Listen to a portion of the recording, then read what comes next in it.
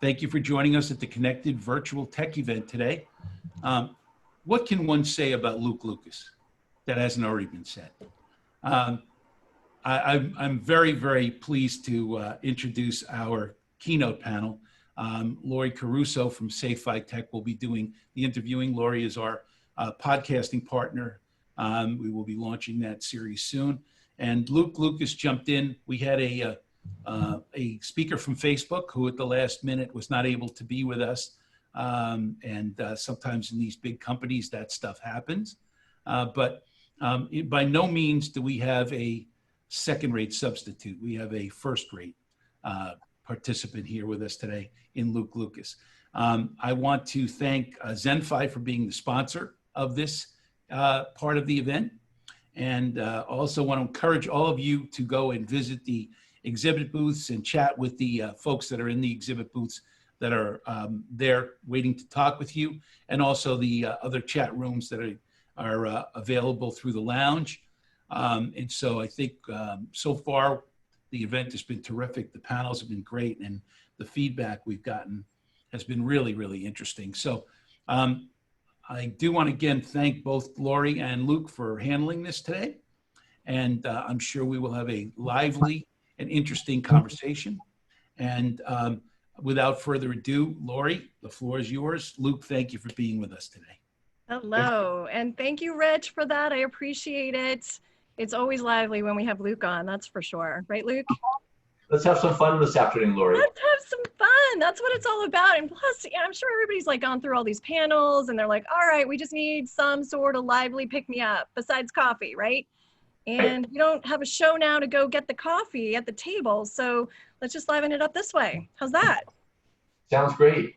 So Luke Lucas from T-Mobile, who is the Senior Manager for National Engineering and Business Development. It is a pleasure to have you on. So excited that you could make this. Thanks for the invite, Laurie. So actually, one of the times, and it's been a while, but I remember back in the end of February, maybe March timeframe when you and I connected, we were talking about, I don't know, going to a show. And then all of a sudden you're like, I can't travel. It's not going to work for me because of COVID. And I'm like, what are you talking about? Wow, look at us now. Crazy. And you absolutely called it, Luke. It's, 2020, we jumped into it pretty quickly. You and I typically have a brisk travel schedule each and every year. Surprisingly, when our, at that time, COO, Mike Sievert, sent out a note the first week in March that said, hey, I think I'm going to cut travel back immediately. We're going to start doing some different things. There appears to be some kind of a health risk. And I was looking to myself going, well, we're probably back in flu season. So it's probably something similar. And it certainly it's not contrary to travel.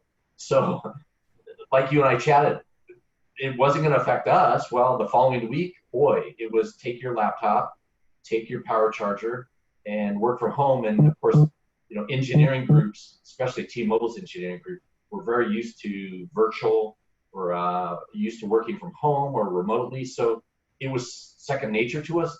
Obviously, the rest of the company had to catch up. Absolutely.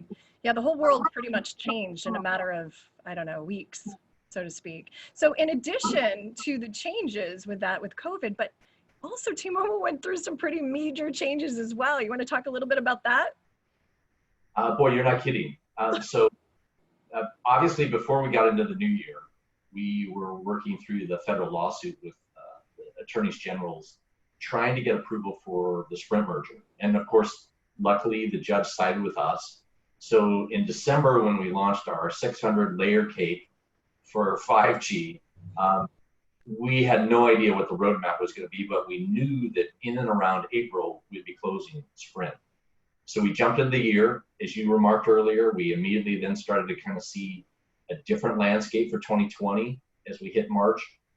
We started going to pre-closure with Sprint, and April 1st, no fooling, we actually closed the transaction. The following week, we went out to the financial market and raised $26 billion in addition to the amount that we did to close Sprint.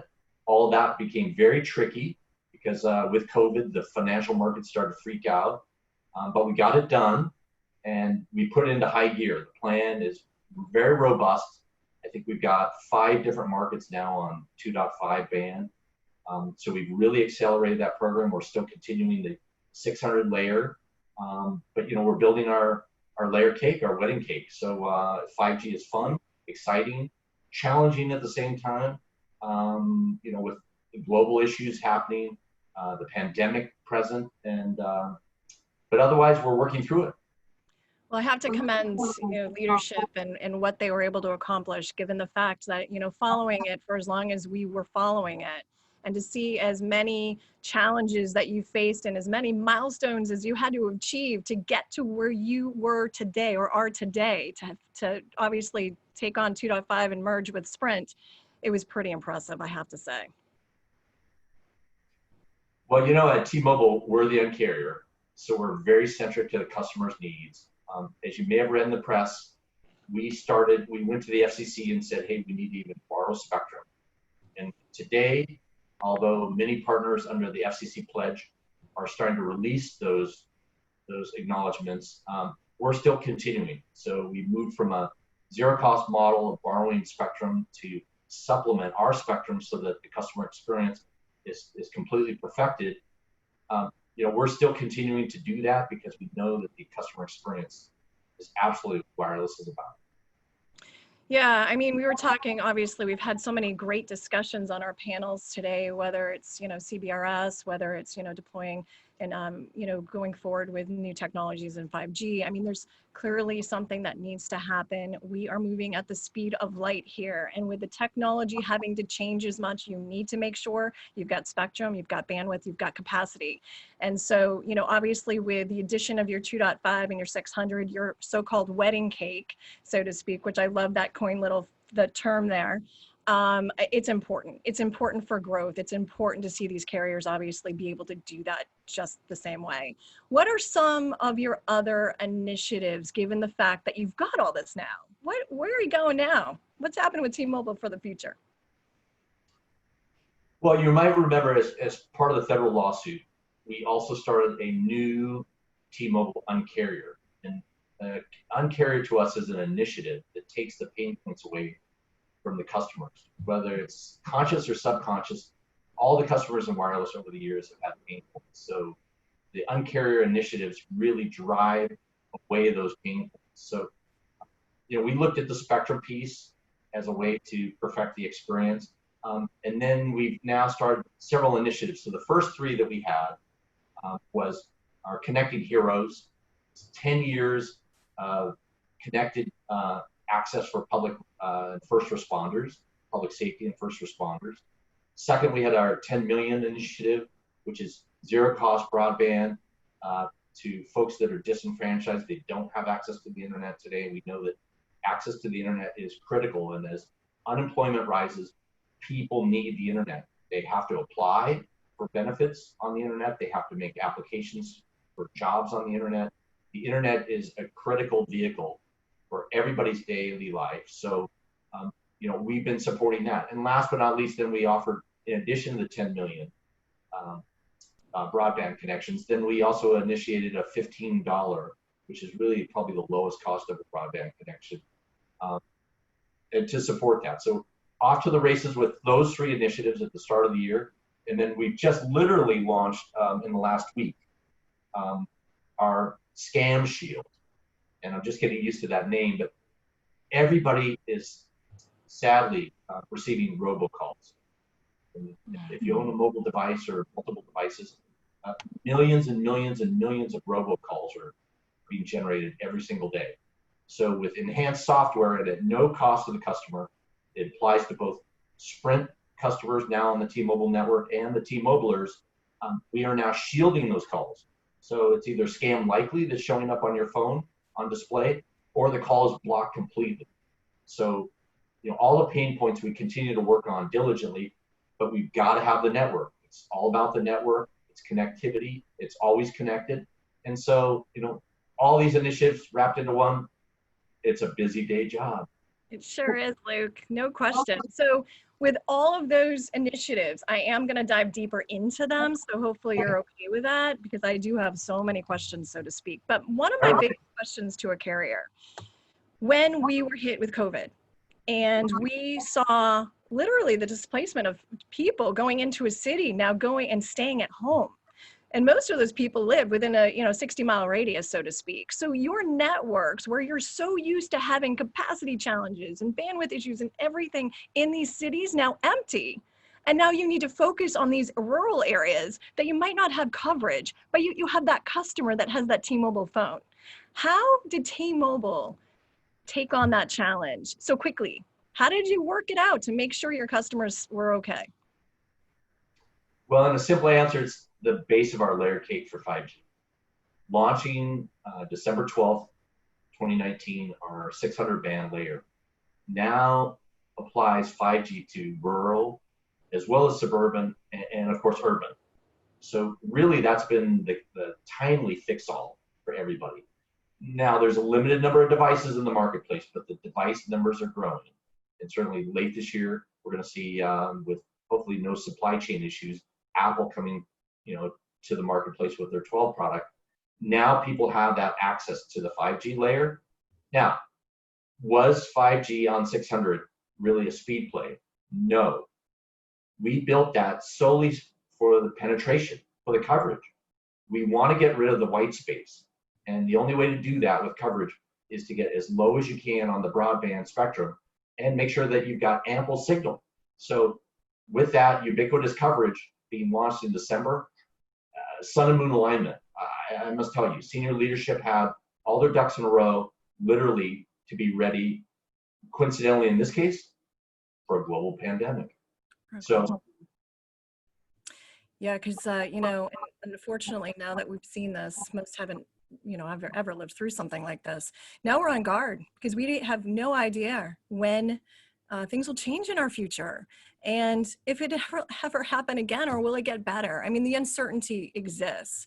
So, and communication drives certainty, so they can feel comfortable when they're traveling that they have that coverage. So it's critical. And I know that you guys were completely engaged with that, and I saw that actually coming through. So it worked out to the benefit, but we all still have to play some sort of part of where we're going with this for sure. So I have to ask too, I know you were just talking about supply chain, and just another question. I'm actually on a panel tomorrow for supply chain, which we've seen challenges with because of COVID and not being able to get handsets because they're manufactured overseas. We're waiting for in-building solutions to be deployed, and it's being, literally stopped in its tracks because we have so many delays. How are you guys working through supply chain management and the issues that we're seeing with it? well, to address the supply chain side on that side of the shop, and I'm part of the procurement group at the moment, that literally, what we did was we looked at best practices. And with the incorporation of the Sprint legacy team here shortly in the next month, where we're going to be the new T-Mobile and then T-Mobile going forward, we saw that the Sprint team had a better procurement side. And so we have worked diligently to put that in place. It also then commanded a different presence in the marketplace. How are we communicating with the vendors? Are they single source? Are they multiple source? How are their sources doing? And so we've literally gone through and kind of peeled back the onion more so than ever on the procurement chain, because if we're not in communication with the absolute whole string of people that are involved on delivering us products, services, and goods, then there's going to be a failure. And if we're on the receiving end of waiting for that, then that breaks down our delivery and our promise to the customer for customer perfected, signal. Yeah, it's important. It's definitely a challenge. I hear it constantly out there that they're having challenges to be able to bring that equipment in. So now also another initiative that you have, and I want to dig into this a little further because we have a lot of enterprise customers joining us today, commercial real estate's here. We have buildings that we're looking at, obviously, infrastructuring with coverage. And I know T-Mobile, you've always played a big part with joining DAS systems and networks. But I also know too that, you've had to make some changes because it's costly. It's extremely costly to be able to join these networks, especially if third-party operators are involved in their ownership. You had to kind of change and adjust, so to speak, but still deliver the coverage that you needed. And your build your own coverage, so to speak, network, BYOC, not BYOD to be exact, BYOC, because I've been in the industry a long time and I remember that term. Talk to me a little bit about what you're doing to bring coverage into these networks, into these buildings. Okay. Well, as you know, Laurie, 6 years ago, I conceived this program. We knew that the final frontier was coming. 80% of the calls are generated and indoors today. Everybody expects coverage everywhere, all the time. And we knew that from a carrier's perspective, it was going to be a pretty tall mountain that we would have to climb if we were still writing checks to participate. So we built a utility-like model. The enterprise or the government works diligently with a strategic partner. They put the equipment in, they pay for it either through finance or through cash. Once that's in place, then we bring our FCC licensed signal, and in most cases, the broadband requirement, the fiber, back to our switch. That program has taken off. Everybody now has engaged with that. We have over 128 partners stateside. We are now 500 projects deep this year, where we didn't even believe that we would probably be hitting that type of a number from an intake perspective with submissions. So we know it's on the forefront of people's minds. We know that they need coverage solutions indoors. We're trying to gauge and coach them into opportunities that may or may not involve us. In some cases, it might be a repeater type opportunity where they're capturing the signal. And I think, from a perspective from engineering, and I'm probably speaking to the engineers in the audience for a moment, there's two ways to deliver satisfaction to the customer in our mind. One, it's cell sites and the number of cell sites that you have. Second, it's spectrum. And you can flip that model around and say, I have more spectrum. More spectrum then gives you that opportunity for less cell sites. So when we deployed the 5G band, and it kind of takes us back to the prior conversation, the 5G on 600 band was really meant to penetrate a number of areas that we truly today did not get to. So you didn't have a T-Mobile signal when you went into certain locations. Now, we're still challenged with LEED certification in certain construction material type buildings. That is the wave of the future. A number of people are still doing that for cost, energy, efficiencies, and savings. That's still going to be a challenge. Those owners, operators, property operators, those people are going to need indoor solutions, absolutely. But if they don't have that type of construction, they're an older type of building that's not brand new, fresh, right out of the ground, under LEED certification, then they probably still have a chance to still capture our 600 band signal. And of course, we're using the 2.5 that we acquired, a clean amount of spectrum from Sprint, to actually be the 5G layer. So all of those things comprised really are the base of build your own coverage. We want to make sure that we're in sync. It's a collaboration with the partners, and all day, every day, we want to make sure that there's solutions being offered, even if it's minimum coaching that we're giving to the property operator, so that they can come up with a plan. And of course, we've built some checklists around that at tmobilebyolc.com. What we're trying to do is really spur the industry on the in-building space. So whether they're competitive partners or not, we're still trying to make sure that the marketplace is served indoors. Well, it's a critical place to be. I mean, obviously, if you don't have indoor coverage with these LEED buildings, low E glass, and you can't penetrate back into that building, you're going to lose customers. You're going to have issues. I mean, it's a clear issue out there just to be able to do it. But again, it comes down to cost as well, right? Especially now we are watching like hospital systems, so to speak. They are cutting costs left and right. They're losing money left and right, but they also have to operate. And the only way to operate is to have that connectivity. So say, for instance, and I know we do a lot of enterprise work with you, but say, for instance, you did have a hospital come to you and say, okay, this is our situation. We have no money, but we need to have a system. What do we do here? What's the next step and what's the process? Well, we really encourage them, Laurie, to find a strategic partner, somebody that's going to be a long-term partner for them, that's going to be the speed dial when and where they need technology. Once that's in place, the carriers then become that sub-partner, that person or that company behind the curtain. And so the carriers then support that strategic partner with the hospital. The hospitals today, though, at least the ones that I'm aware of here in Seattle, you've got a stage in the parking lot. You've got to fill out your documentation in your car.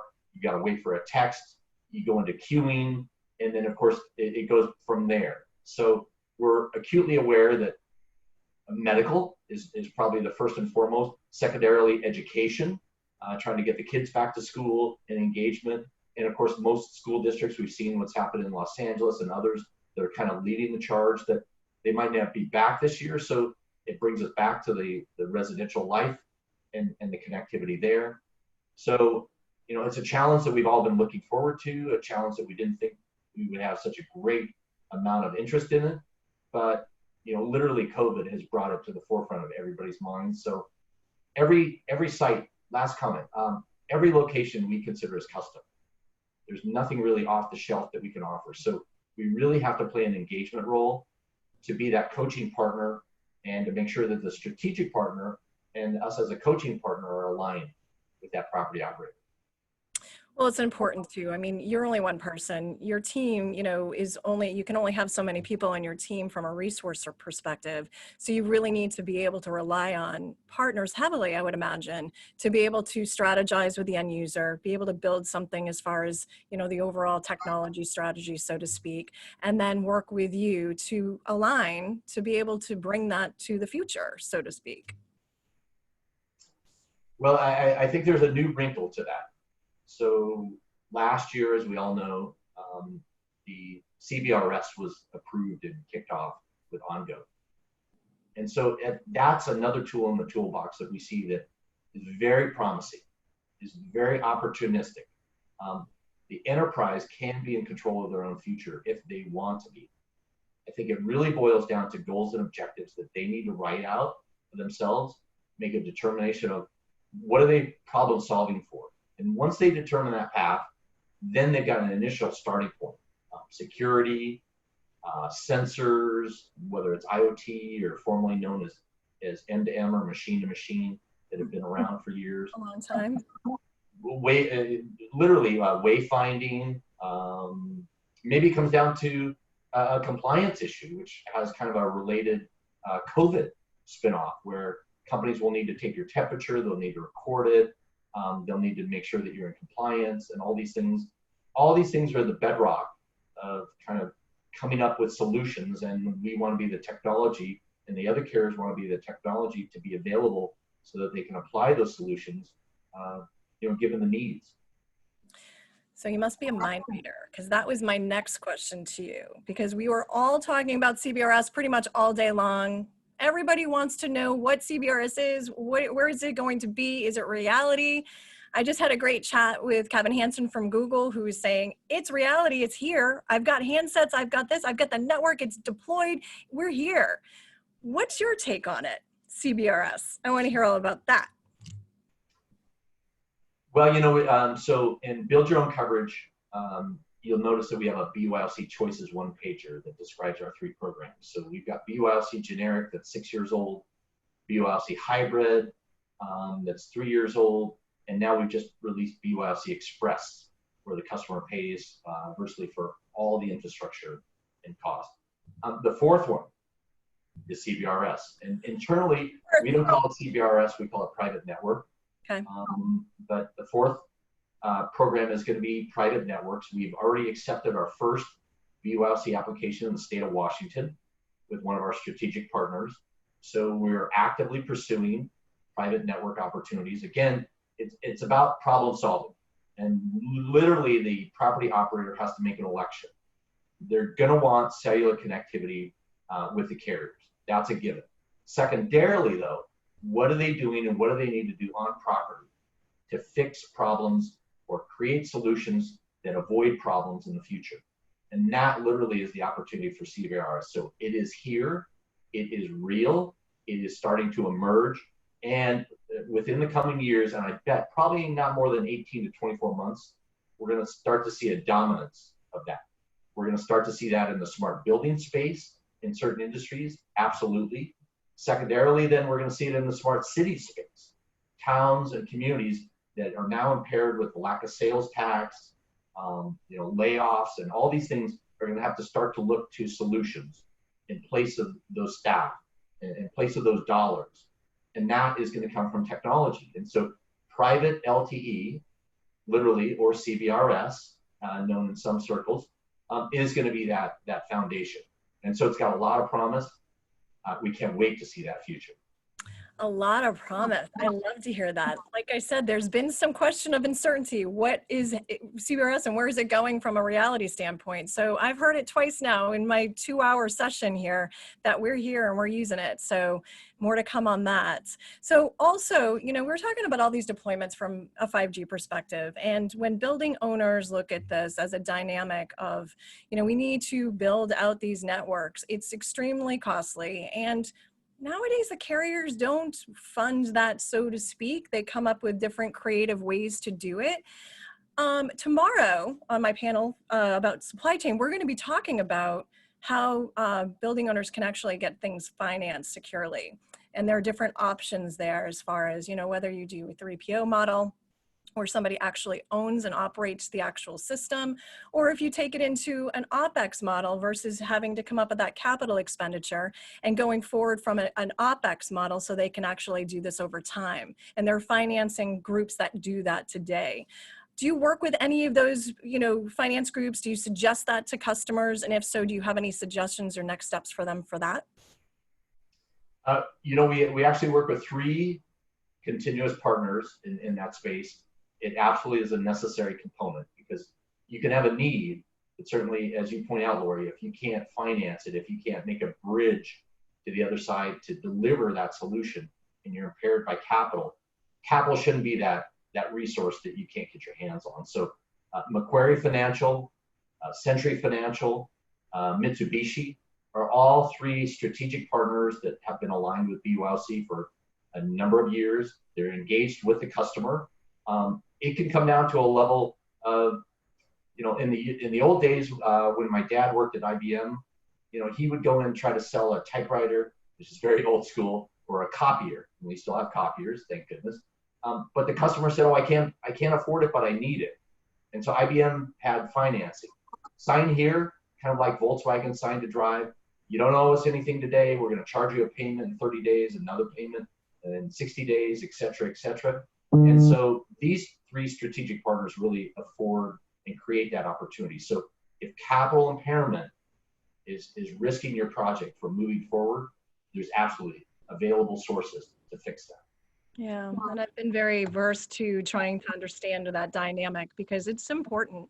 When I used to work for an integrator, I don't know, 4 or 5 years ago, I don't know how many projects we would, do a budgetary on. We come up with a cost and the customer would be like, "Oh yeah, no, DAS is not in our future. We're sorry, this is obviously not something that we want to concentrate on." But now property owners are saying, DAS has to be in our future. We have no choice. We have to build out these networks and it's still that expensive. How are we going to do this? So it's really great to hear that there are options out there for the end user to be able to do so. Now, another question that I had, which you've already talked about as well, or started to, I want to hear all about your smart city initiatives because I know clearly inside is important, outside's just as important. So how are you doing there? Well, thanks for asking. We've initiated some smart city projects from coast to coast, and with the inclusion of the Sprint family now under the T-Mobile roof, under new T-Mobile, we've now got a pretty good consortium of projects. We really start by the basics, Laurie, with smart cities. Again, we've talked about goals and objectives. So, we really coach the city into what are your goals and objectives. Each and every city that we know and live in has an established brand and an identity. We probably don't even think of it that way, but really the only reason that I live in Seattle versus a neighboring city could be, completely independent and different from that neighboring city. So when they have their own perspective of their city and their town, and that's why they're incorporated, they've got their own ideas of things that they're offering to constituents, the value living in their town or city. So we really work with them on that premise. We've got a BYOC page checklist for smart cities. They go down that checklist, and the number 1 item that we drive them to is, how good is your 4G system? And you'll be surprised at the elected appointed officials. Sometimes they'll have no idea. Others, they'll say, "Oh, I know where all the dead spots are in town." Others will say, "Oh, I get so many emails from people complaining So it really builds a composite for them. And we have them do a town or city drive test to really then open their eyes to say, you need to probably do some homework, city or town.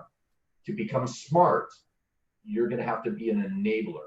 And the enabler component is that you have good, robust connectivity and coverage everywhere. So let's start by working on your coverage that you have today. Let's evolve into the deployment of, obviously our wedding cake on 5G. And then you can start to put together all the solutions that you're going to need. And whether that's sensors, whether that's security, whether that's compliance, whatever the future of the business plan is going to be, basically the technology's enabled that solution. Nicely put, Luke. I like that. That's great. So yeah, I mean, smart cities obviously they're really important. I mean, we have open air mall spaces growing. I mean, we have a lot of areas where people not necessarily right the single second, but will eventually flock to. And it's a unique challenge because it's building the outside versus building the inside. So by using, I don't know, smart poles, so to speak, and putting aesthetically pleasing networks together as well. I mean, I know that I get asked that question, what do you do for these open mall spaces? How do you make it look pretty? And how do you address the challenges of, how many people we have that might come in for a concert one night and then the next day it's different. So yeah, I mean, there's no question, but the questions are always there, right? Absolutely. And I think, as we talked about, Laurie, it's prescriptive. And really it's how do we apply the technology to the location? What are the needs? Destinations and venues are probably our biggest challenge, especially when they partner up with 3POs and then they bring us a really high dollar amount to join because, we're challenged by physically looking at that property and saying that amount of square footage for that customer base.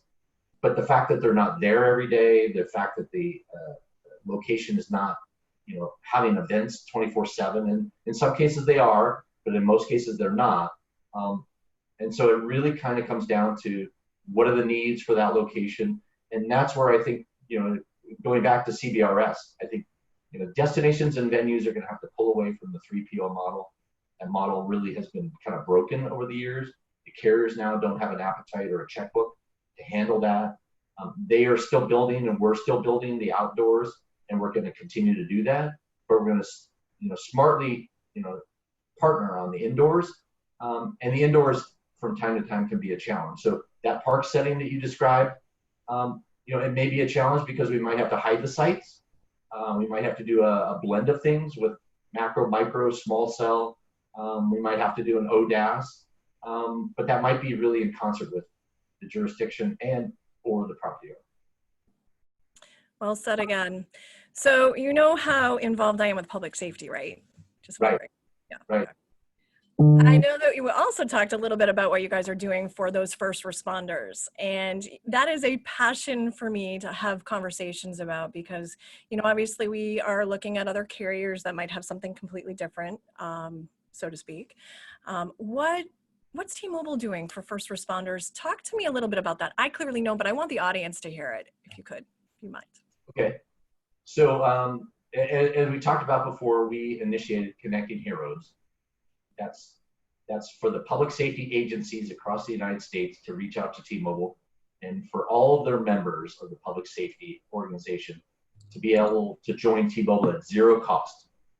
Zero cost for 10 years of service. Wow. Because we really believe that that's part and parcel to community and community engagement. Now, I think you know this, and this year is my retirement year, but I spent 10 and a half years at San Francisco Police Department as a reserve police officer. When I lived in the Bay Area, I was working patrol 1 to 2 days a week. So I'm, like you, very passionate about public safety. And for the fact that I was a public safety first responder, I was aware of the challenges of coverage, no coverage, because if my two-way radio didn't work, guess what? My mobile device was my backup. And so, public safety and technology have to go hand in hand.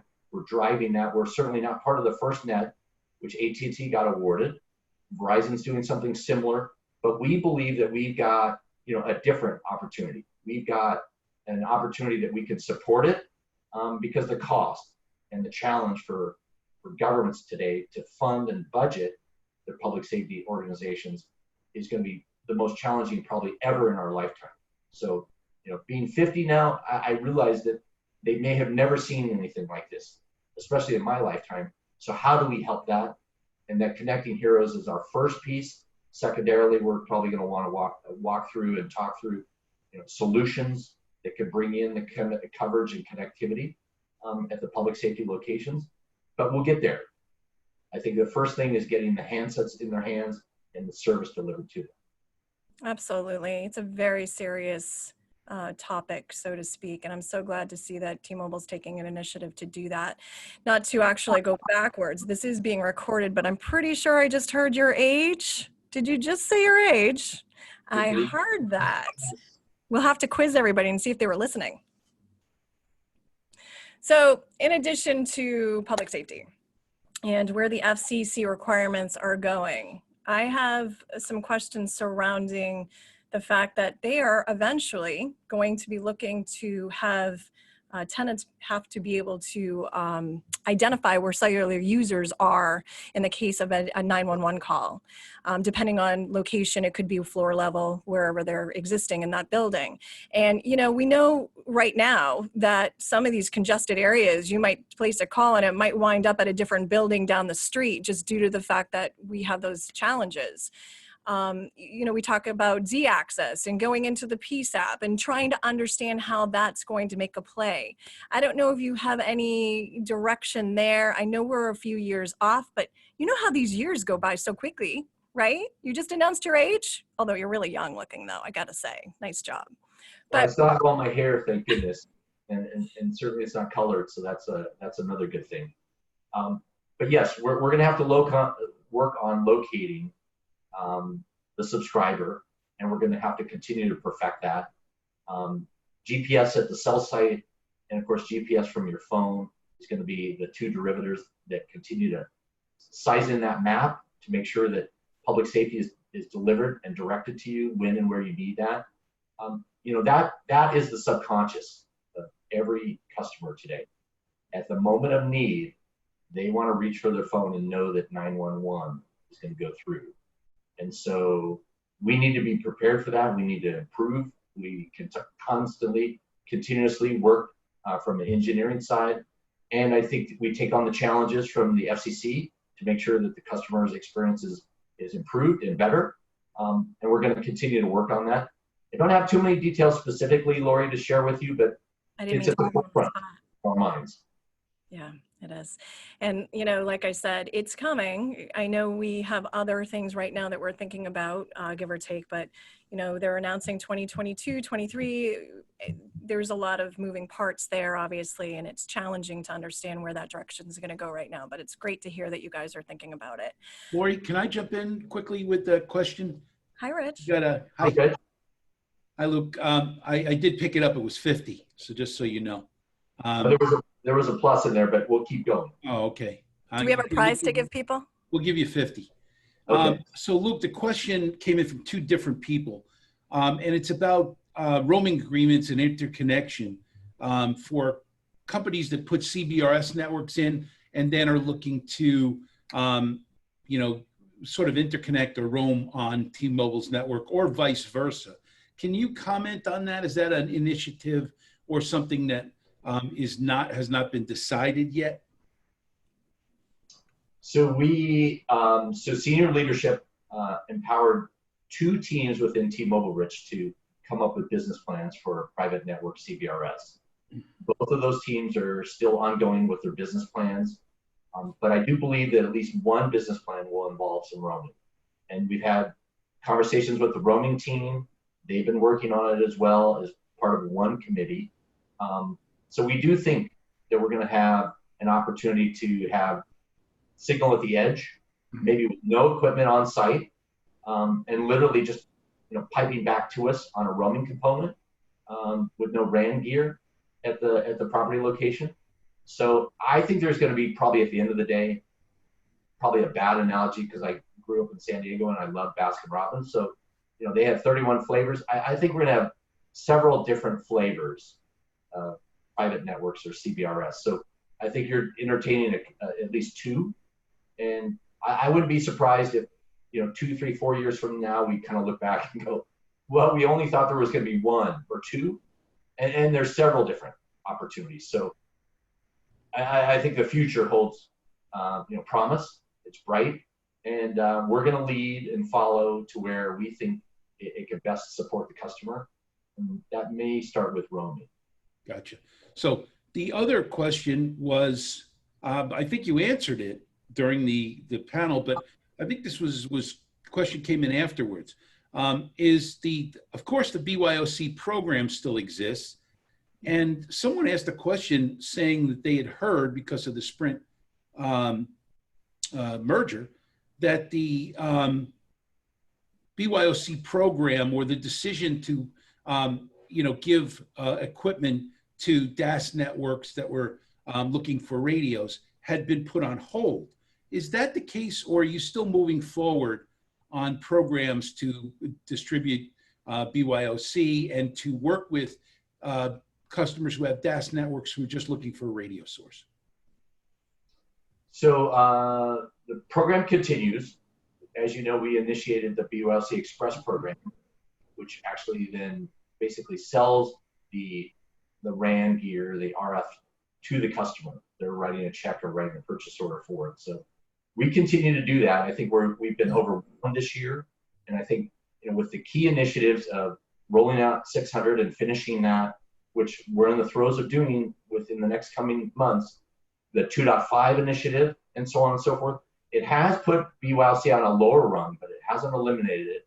The final frontier will continue for many years to come. So, what we do is we kind of take to governance every month the key projects that we have gotten through on the approval process, the budgeting process, and so on. And that is now a monthly process. So most likely somebody's heard that the process has changed. We've gone from a quarterly budget, which originally we went and based everything on a yearly decision when we first started the program. Then it went to quarterly, and now we've gone to 30-day monthly. So that's probably the only change. And yes, monetarily, this year, I don't think we're going to get through another 500 projects like we did last year, with so many initiatives driving to the end of the year. But 2021 brings a lot of promise. And for the fact that we have so many projects that are, quote, shovel ready, I think the business is then going to say, hey, we're now post the year of merger and the number of interesting distractions and things that have happened both stateside and around the globe. And of course, now we're back into a regular yearly budget. That's the opportunity then that we'll have to backfill and play catch up. And most likely we will, because now everybody's going to say, I need signal indoors, please help. Yep, gotcha. So Laurie, I'm just going to say one or two things, and I'm going to leave it back to you, send it back to you to finish. But I just want to encourage everybody to visit our exhibitors and our chat rooms, because there are companies that are giving away equipment, DAS systems, all kinds of different things. Nokia is doing a contest for a 20 to 40,000 square foot system. So there are lots of things and lots of reasons to go in, visit the booths, and be involved. So if everyone who's listening in and watching would do that, and Luke, you and your team at T-Mobile have been great in helping us make sure people do that. But Laurie, I'm going to turn it back to you from here to take over and finish. And thank you both. Thanks, Rich. Great job, by the way. Thank you. You're doing amazing out there. So, all right, Luke, now that I just had that, I have to go back to my where was I question. So one of the questions I did have, now that we're going into it, rural markets. Yes. Really challenging. I absolutely am one to say, being in New Hampshire, I live in a rural market. I live at the beach. I have no coverage anywhere I go. And I remember when I first started in the industry, long time ago. I'm not going to divulge the time frame though, just like you. But a long time ago, 20 some odd years, I didn't have coverage here, but I still don't have coverage here. Where is T-Mobile going with a rural divide, so to speak? And what's the game plan? I know probably 2021 and beyond, because this year's different, right? But what's the look forward to for me so I know my cell phone will work? So if we take you, case in point, Lori. So we have worked diligently to publish and post our coverage maps. So anybody can go 24 hours, 7 days a week, 365 to T-Mobile/coverage. And you can take a look at your gym. Well, maybe not your gym this week, this month. You can look at any and all locations, your home. You can look at your business location. You can look at a geographic route. If you take a certain freeway, you can basically look at coverage at the level of the entire U.S. And what we really want to do is we want to make sure that the customer experience is perfected, as I've mentioned before. The only way we can do that is to be detailed in coverage to people so that they have the impression prior to buying, and that once they become a customer and we drove through the end carrier, no contracts, so you could quit, but the only way that we make sure that you don't is that you're happy. And so, for New Hampshire, I would say, let's check your coverage. I would say that adding the 600 band with 5G then may have afforded you more coverage than what you believe you have, which might be a game changer. And literally, we're starting to see that it is, because that 600 band is below the original cellular duopoly of our competitors at 800 megahertz. Some of them are in 700. We went to 700. But now with 600 layer, that's the absolute lowest. It's got the best penetration. And we have basically covered the map, the United States map, in magenta. Very, very, very, very little white space. And white space indicates no coverage. So I think you'll see coverage may have changed for your neighborhood, Laurie. And you and I on a sidebar need to look at that, because we might have a resolution fix for you, and it's already probably right here in front of us. I swear that was perfectly said. Thank you so much. So for those of you out there that are now working at a home and absolutely have the same challenges I have, Luke Lucas, ladies and gentlemen, he's got the map. He's got the map. So tell me a little bit about what I see behind you, because I really love the fact that you've got like lights, water, wireless. It's really cool. Talk to me about that. So when I conceived the in-building program, we really thought that it was the fifth utility. And we want to encourage that both from the city and county level at planning. We want to make sure that developers, architects, builders are engaged with knowing and understanding that when and if they build their project, and the day that they have the mayor or some congressional member, some senator, some elected official at the ribbon cutting, the one thing that they can't be disappointed about is wireless connectivity. And we just found over the years, Laurie, that if we started to brand this lights, water, wireless, that people would start to say, oh, I need to include wireless in my planning. So for our smart buildings checklist, different from our smart cities checklist, but our smart buildings checklist, we encourage that. And at the city and county planners level, as I mentioned earlier, we're encouraging the planners to stay on a checklist. When plans come in for plan check, before you issue that building permit, have a conversation over the counter with your client at the city or county level to say, what is your connectivity and how is it? Now, people would say, well, wait, I don't know what my coverage is. Well, yes, you do, because you can go to the internet 24/7. All the carriers have coverage posted.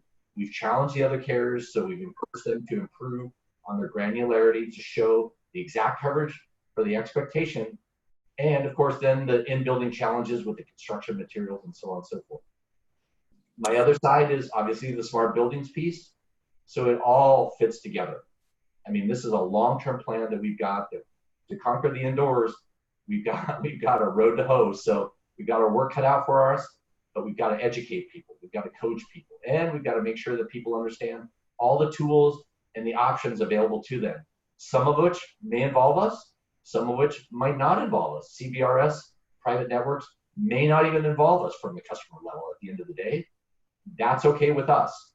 At the end of the day, it's all about customer experience. That's for sure. And you definitely bring up a good point, especially on that light water lights, water, wireless.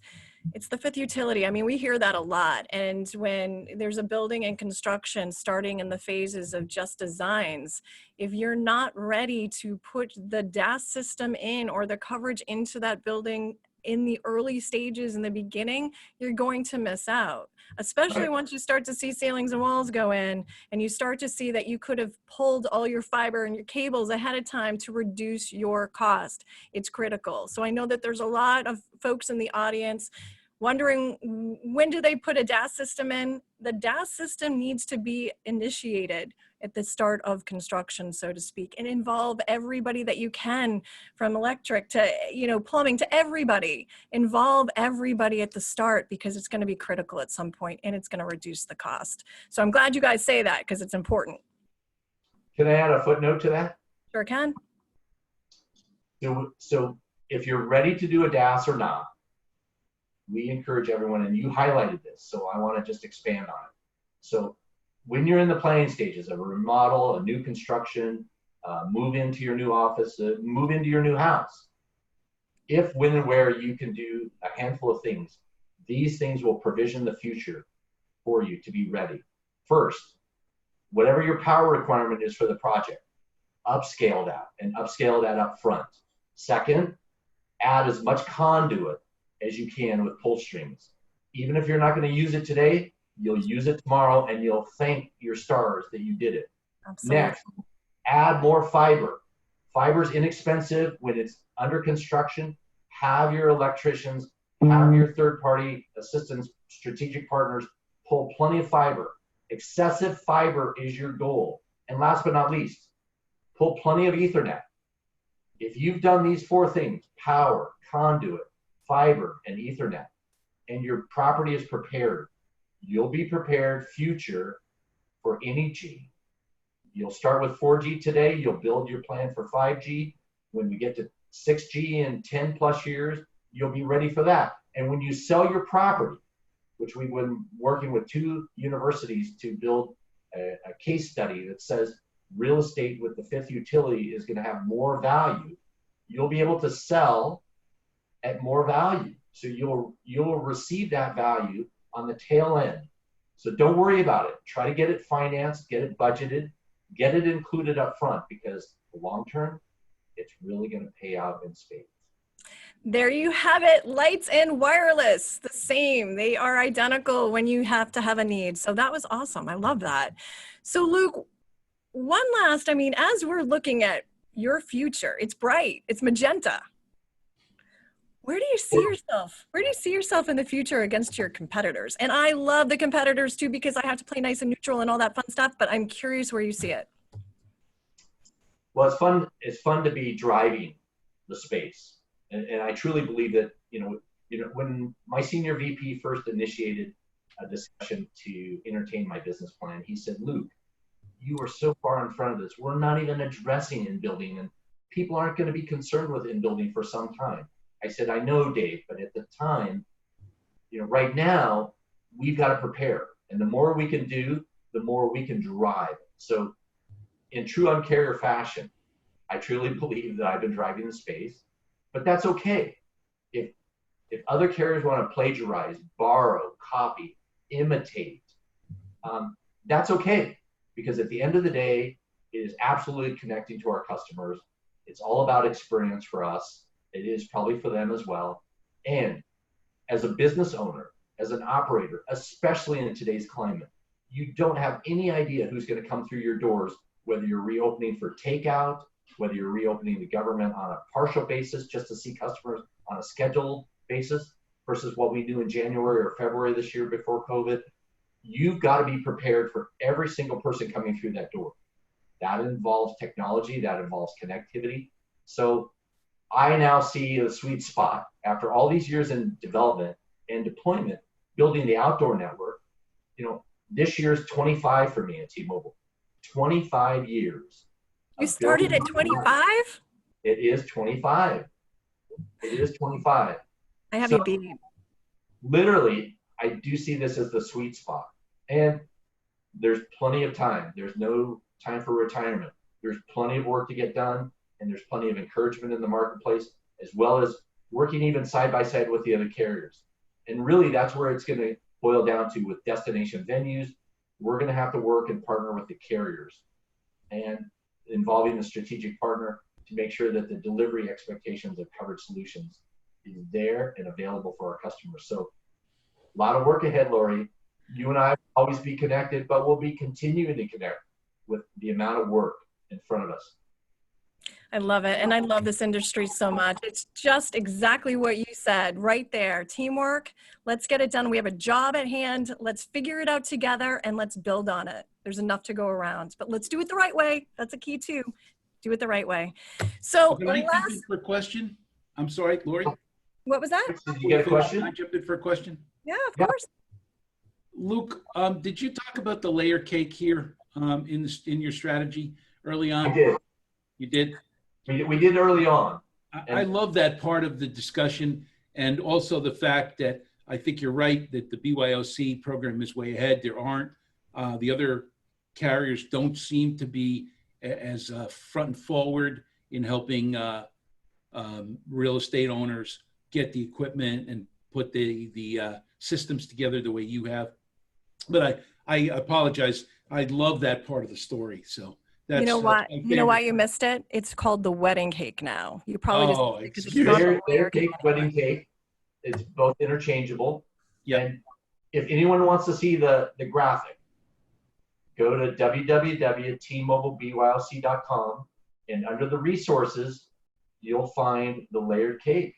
And with all three bands, as you know, and the other carriers are starting to understand as well, it's a layered approach. Yep. So Laurie, your skills continue to get better and better at doing this stuff, and I'm so happy that you're our a podcast partner going forward. We're just about out of time. I just want to make a couple of announcements, if you wouldn't mind. First of all, thank you to Zenfi for being sponsored today, and Luke, thank you for filling in. Our Facebook person dropped out at the last minute. I appreciate your filling in. Certainly, you weren't second choice. You did a great job here. The other thing is that we're having a virtual happy hour, and that you can go in, get a drink, and go into our virtual happy hour and join the chat rooms. And the next best thing to being at a trade show together and having a drink all in the same room while we do it from thousands of miles apart. Second of all, we pick up tomorrow morning at 9 a.m. with a panel on diversity. Obviously, that's a very hot topic, especially in commercial real estate and prop tech. I'm glad we have female partners on this on our podcast and on this panel as our interviewer. And so also, please visit our exhibitors and go to the chat rooms. Again, we have the virtual happy hour going on right after this. And tomorrow we have the diversity panel. We have another CBRS panel. We have a cybersecurity panel. We have a commercial real estate roundtable panel. We have a supply chain panel. So I think all of those will be of interest to everyone. Today, I think, was a great success for the first day for our second Connected Virtual Tech event. And Laurie, thank you so much for doing this. You've done a wonderful job. Luke, thanks for being with us. Absolutely. And so connected with Laurie. I just want to make sure that you mentioned that. And Luke, I'm going to put you on the spot. I'd love to have you on the podcast. I can't wait to be back, Laurie. Awesome. It's Luke and Laurie. We're back. Woo! Luke and Laurie, didn't they go to jail? Oh, that's Laurie and someone else. Wait a minute. Laurie went to jail? No. No, that's different. That's Luke and Laura. Yeah, Luke and Laura. One of the old daytime soap operas. That's right. That's right. But thank you again for being a wonderful host and a wonderful hostess. Thank you, everybody. And we end day one. Thank you to everybody who attended. Thank you. Thanks, Rich. Thanks, Laurie. Thanks, Luke. Bye, Rich. Bye.